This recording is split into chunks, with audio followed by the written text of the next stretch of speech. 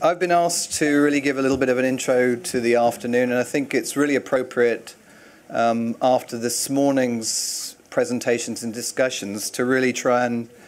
summarize that in terms of some direction. I think from Azim this morning we saw really the massive improvements that can be had in healthcare from the use of data in a whole range of scenarios. And right in front of you there, you saw the power of the use of those data to then go forth and change clinical pathways, to make investment decisions, to make clinical decisions, and so on. And evidence that data works. Then I think what we saw from Joanne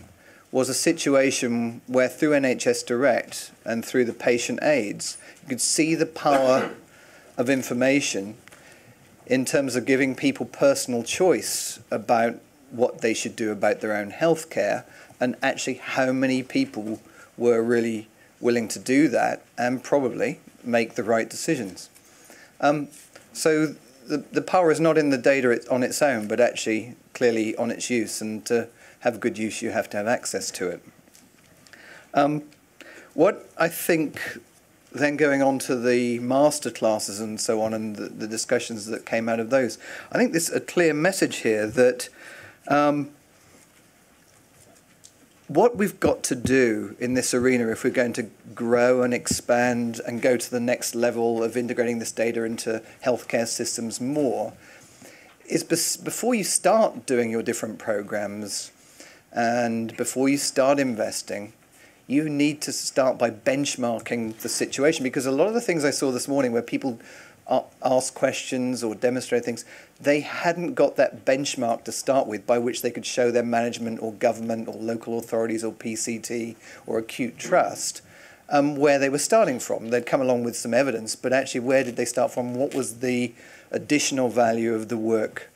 they'd done? Now, some people do that, but many don't, and I must say the industry is quite often the worst at actually benchmarking what they do because they're not in the clinical setting. So industry needs to partner with the clinical setting to generate that benchmarking.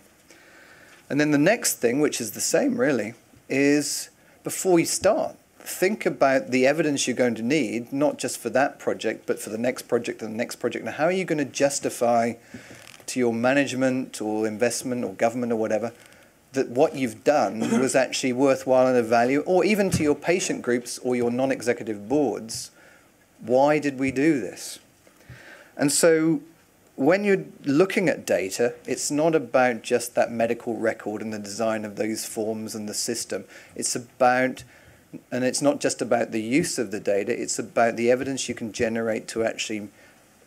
get investment and migrate and improve and advance in the future. Now, going to the next stage, if you then put that data in the right format at the beginning in terms of collection,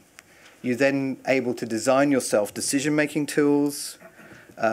design the information you need to make health decisions that create better patient outcomes. And then if you're very, very good and you have a lot of different people playing in your primary care trust or within a whole health economy, including the acute trust, you can then look at the whole pathway of care in different areas. So I think the thing that I picked up just from this morning's session, and no more, is a lot of that bit about how you think about the use of the data and what impact it has going forward is really important when you take the first step.